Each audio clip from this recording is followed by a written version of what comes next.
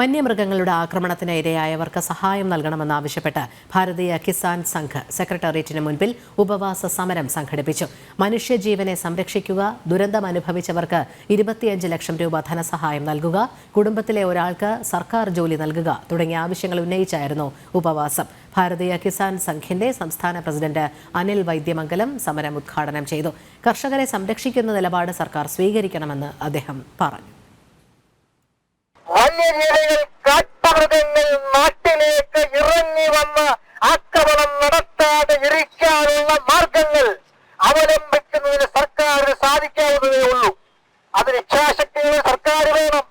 അതിന് ആവശ്യമായ പണം മുടക്കേണ്ടതുണ്ട്.